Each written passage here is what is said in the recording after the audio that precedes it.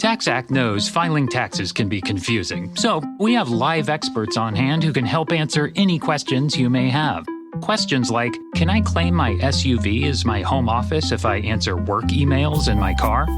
If I adopted 12 dogs this year, can I list them as dependents? And, am I doing this right, or am I doing this very, very wrong? Our experts have the answers to those questions and many others. TaxAct. Let's get them over with. This episode is The Basics of Good Mental Health. Welcome to Let's Talk About Mental Health. I'm Jeremy Godwin, and every week I look at one aspect of better mental health and I share practical and straightforward advice that you can apply immediately to improve your well-being. Today I'm going back to basics and talking about some of the most fundamental things you can do to improve and maintain your well-being. So get comfortable and let's talk about mental health. Hello and welcome to episode 101, and thanks so much for joining me. This week I'm talking about the basics of good mental health, and I'll be discussing what good mental health is and what it isn't, why looking after your mental health matters, and the basics of how to manage your mental health every day. One of my favourite things to recommend is developing your assertiveness, which I covered back in episode 45 of the podcast. And in the latest episode of Better Mental Health over on YouTube, I'm talking about 5 simple ways to be more assertive.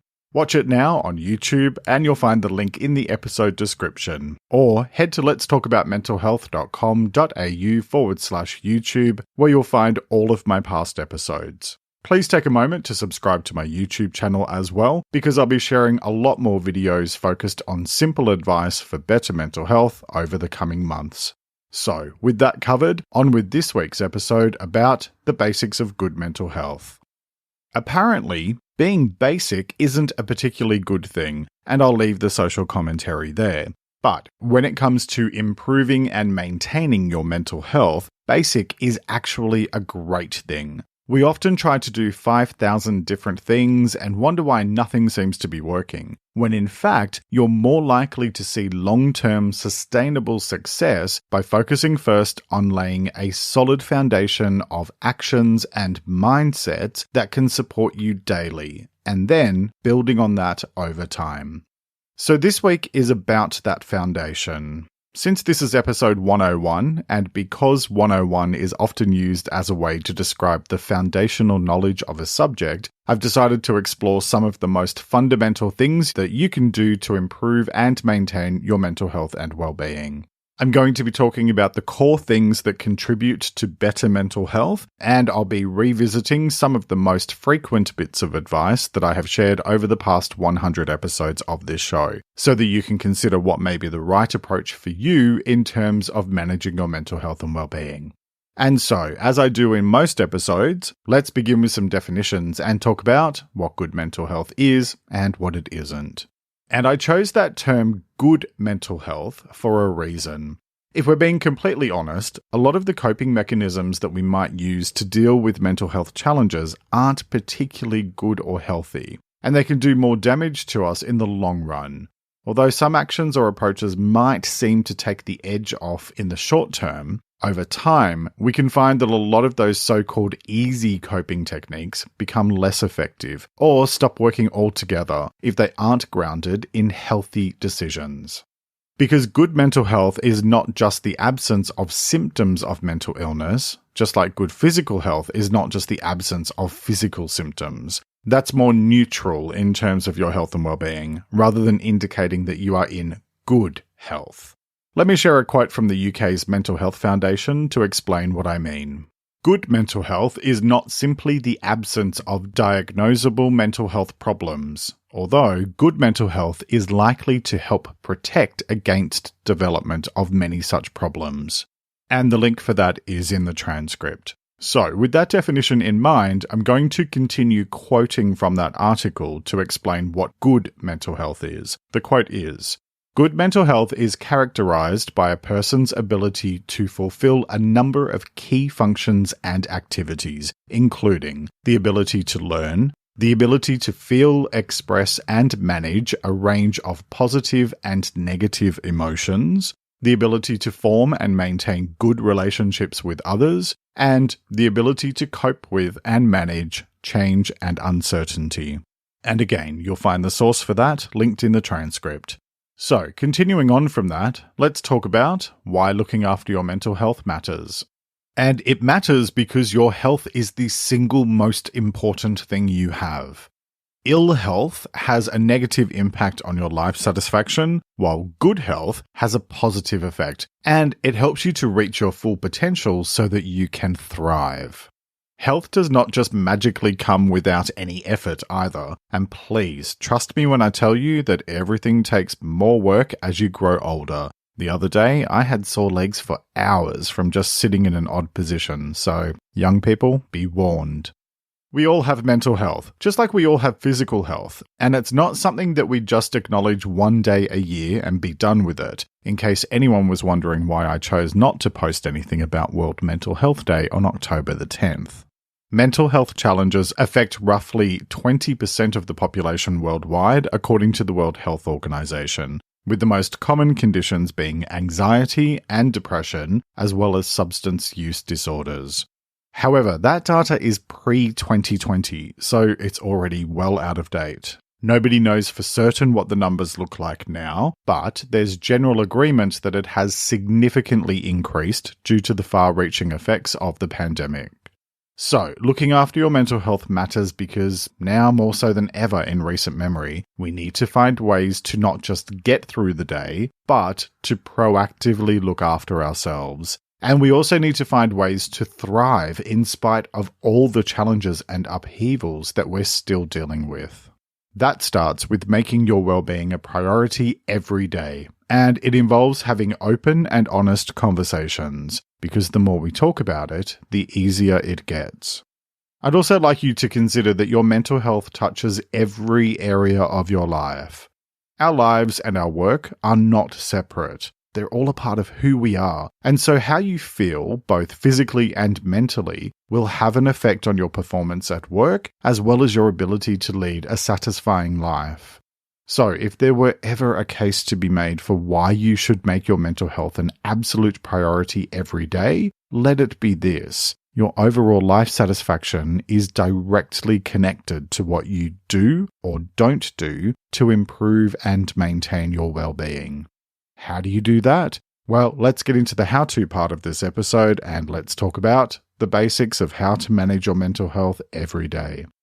Alright, so today I'm talking through a few of the most effective ways to improve and maintain your mental health. And you'll notice I just said every day, and in fact, that is the first big point I want to make here. Better mental health requires daily effort. So please bear that in mind as I talk through these points, and I'll come back to that in a minute.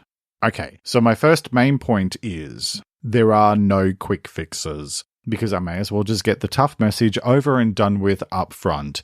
There are no magic pills that you can take or miracle cures that will fix mental health challenges like anxiety, depression, etc. There just aren't. Even many medications come with side effects that can make the situation more challenging or make it difficult in a different way. And in fact, when I said about unhealthy coping mechanisms a few minutes ago, most so-called quick fixes fall into that category. For example, ignoring or suppressing feelings of stress and anxiety can often lead to the situation becoming much worse in the long run. So the healthy way to approach it is to deal with issues early, and I'll come back to that in a minute. Before I do, let me say this next point. Prevention is better than cure. And if you're already dealing with mental health issues, you might be thinking, well, I can't go back in time and prevent what I already have. And fair point. Obviously, you're not a time traveler, since only Cher can turn back time. But what you can do is put in the effort every single day to A, address your current situation, and B, prevent your condition from deteriorating. Think of it the same way as your physical health, and in fact, your physical health has a direct effect on your mental health, just like your mental health has a direct effect on your physical health. If you look after your body every day and are mindful of what you consume, you tend to have better physical health. Well, your mental health is the same. And that leads to my next point. Good mental health is a daily practice. And I'm sorry to have to break it to you, but there are no days off. Why? Because if you don't look after your mental health, who will? Improving your mental health takes time, effort, and perseverance. So, if you put in the time and effort every day to proactively manage your mental well-being and you stick to it, you'll find that over time, that adds up to deliver great results.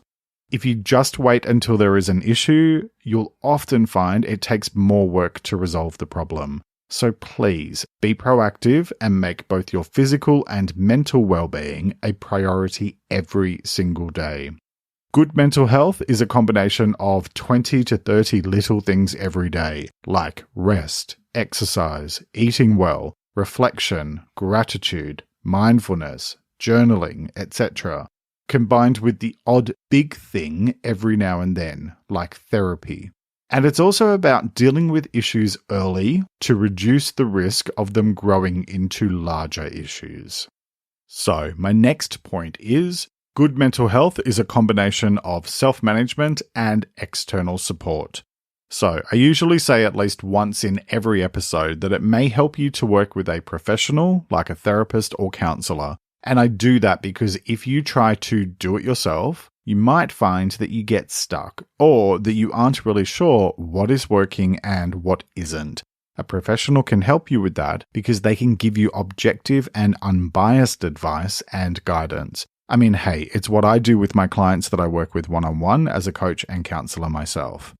There's a couple of things to consider here. First, nobody can do the work for you because it's your mental health, and so therefore you need to be the one in the driver's seat. But secondly, if you are dealing with challenges on your own and you're not seeing a lot of progress, then it's probably time to think about getting support. I am a fan of balance in all things as a general approach to life, and I find that having an external support system to help guide me as I take action myself each day allows me to be more strategic about what I'm doing and more mindful of what is working versus what isn't. You don't have to see a professional one-on-one either. You could also find a support group if that works for you. I'm not saying external support is the answer for everyone, but it's definitely worthwhile considering if you don't feel like you're making progress. Which leads to my next point. Prioritize daily self-care. And by self-care, I simply mean doing things to recharge your batteries. Self-care often gets a bit of a reputation as being all bubble baths and a cheeky chocolate or two, but it's actually more about making time for yourself. I know this is a cliche to say, but your phone needs to be recharged, and so do you. Make time every day to do things you enjoy. Go outside for a walk, read, write, create, sing, dance. There are thousands, if not millions, of different options, so choose what is right for you. But the main thing is to do something every single day, even if it's just for 5 to 10 minutes, because it's part of that whole prevention is better than cure thing I talked about before.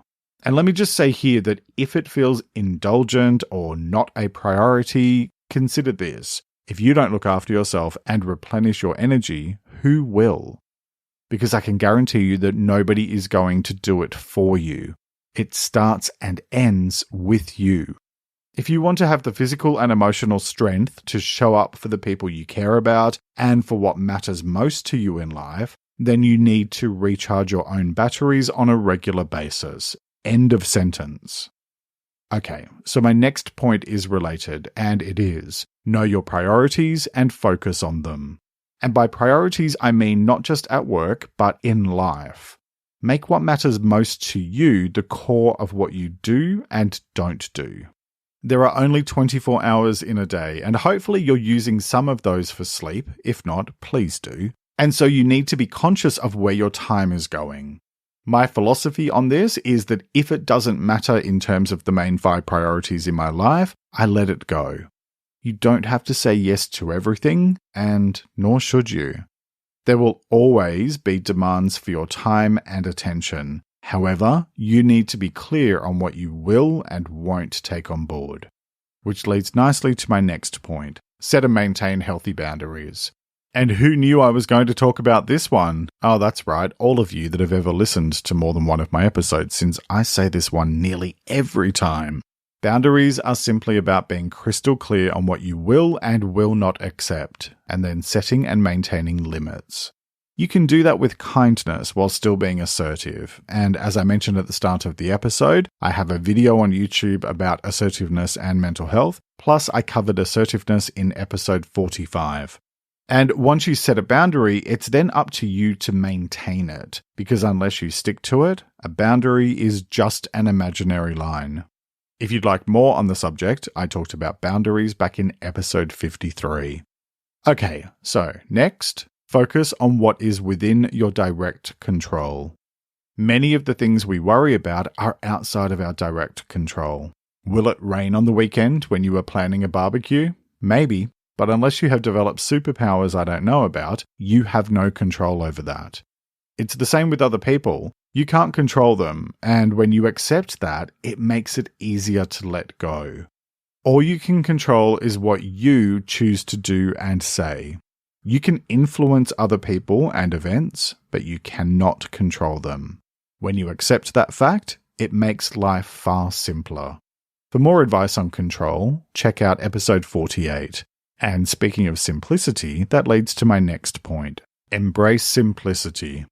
And I'm not saying that you need to go all Marie Kondo and clear out your entire house, or your life for that matter, but I really do encourage you to adopt a simple is best mindset and consider how you can remove complications from your life, or at least reduce them. And you're very welcome to substitute the word drama for complications there, because simplicity is a life free from unnecessary drama. Let me be clear and say that shit will always happen, because you cannot control other people or the circumstances of life and the world in general. But you don't have to take an active role in drama. I have made it a personal goal in life to stay as far away from drama as possible and to embrace simplicity as much as I practically can. And those two choices have made an enormous difference. Yes, that has meant I have had to let go of relationships, but that's just an unavoidable part of growth. I talked about simplicity in episode 63 if you'd like to explore the topic some more. And speaking of relationships, my next point is focus on healthy relationships. The people you spend time with, willingly or through obligation like family, have a direct effect on you, because we human beings are social creatures with a desire to be seen and loved.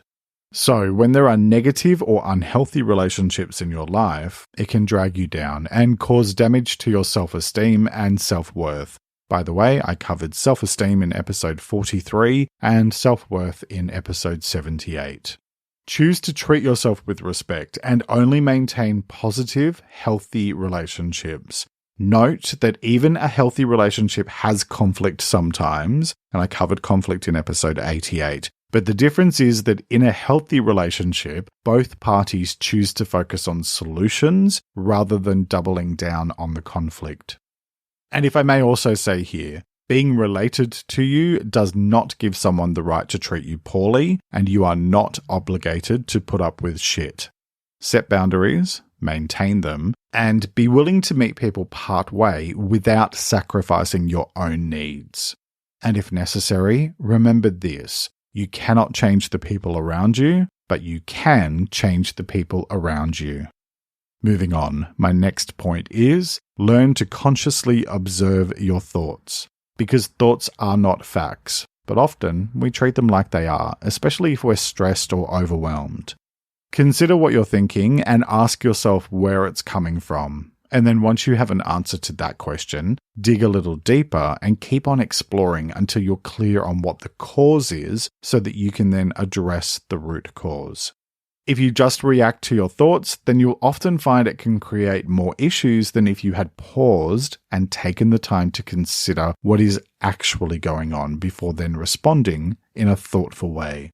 Thoughts are not facts, and neither are feelings or emotions, which I talked about in episode 28 about feelings and episode 57 about emotions.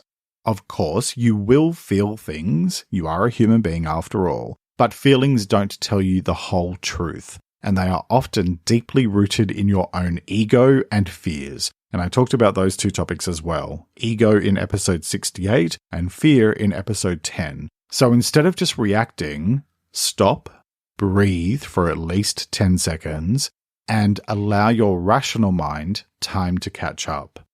Your emotions tell you how you feel about things, and so they play an important role, but they need to be balanced with logic as well. Otherwise, your feelings will control you, and that usually leads to a lot of messy situations. Speaking of emotions, my next point is, don't bottle up your emotions. Because if that energy stays inside you, then it will pick up speed and keep on bouncing around in your mind. So let it out in a healthy way. Do something physical like walking or running, or grab a notebook and pen and just write and write and write until you run out of steam. Don't worry about what you write and don't go back and read it. And I do suggest using an actual pen and paper here because it's more tactile than typing on your phone and it helps you to channel that energy out of your body. And this is where having a regular outlet like therapy or counseling makes an enormous difference because you can use it to get things off your chest while also working through bigger issues or focus areas over time.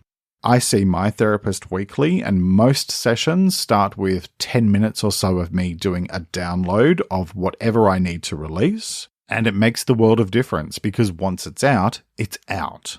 Even if you're doing that on your own, for example, by journaling, it's a way of getting that stuff out of your mind, and that takes away a lot of its power.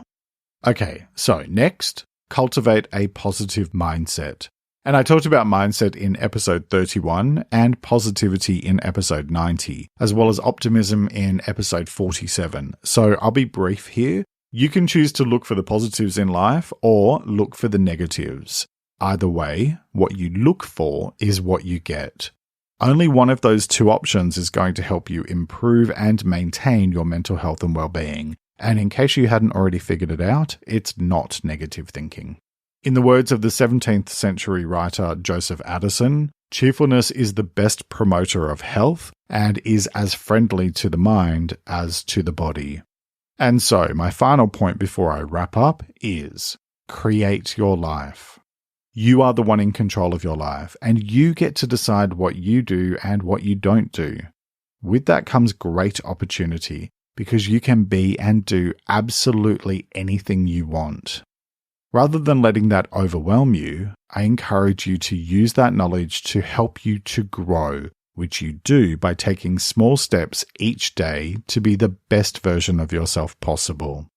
All things can be achieved over time and with sufficient effort and perseverance. So, if there is some aspect of your life that you want to change it. Don't wait for someone to do it for you, because you will be waiting for the rest of your days on this planet.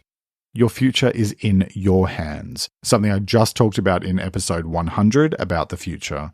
And remember this, if nothing changes, then nothing changes. So, make choices that are going to steer you slowly in the direction of your hopes and dreams. Because when it comes to the basics of good mental health, what it all boils down to is this. You are the one in control when it comes to your mental health. I know from personal experience how challenging it can be when you're dealing with issues like anxiety and depression, and how it can feel like a roller coaster every day. However, the fact remains that with time, effort, and perseverance, all challenges can be overcome. You get to decide what you want to do with your life. And if you make the choice to prioritize your mental health and well-being by taking steps each day to improve and maintain it, then you are setting yourself up for success in the long term. The choice is yours, as it is with all things related to your well-being. So, what choice will you make today? Each week I like to finish up by sharing a quote about the week's topic, and I encourage you to take a few moments to really reflect on it and consider what it means to you. This week's quote is by Sai Baba, and it is, "Health is wealth. Look after it." Let me repeat that. Health is wealth. Look after it. All right, that's nearly it for this week. Next week I'll be talking about anxiety. I usually focus in on one specific aspect of mental health each week. However, as anxiety is the most common mental health condition worldwide, and it is something that affects many of us, and no doubt more thanks to the pandemic, I felt it was time to give it the attention it deserves with an episode dedicated to anxiety. So, next time I'll be talking about what anxiety is and what it isn't, why understanding anxiety matters, and how to manage anxiety. I hope you'll join me for that episode, which will be released on Sunday, the 24th of October, 2021. And on Wednesday, catch the latest episode of Better Mental Health on YouTube, or head to letstalkaboutmentalhealth.com.au, where you can also join my free mailing list for podcast transcripts and my weekly newsletter. You'll also find the link in the episode description on whatever podcast service you're currently listening to me on. Follow me on Instagram at LTA Mental Health, where I post extra content daily. Thank you very much for joining me today. Look after yourself and make a conscious effort to share positivity and kindness out into the world, because you get back what you put out. Take care and talk to you next time.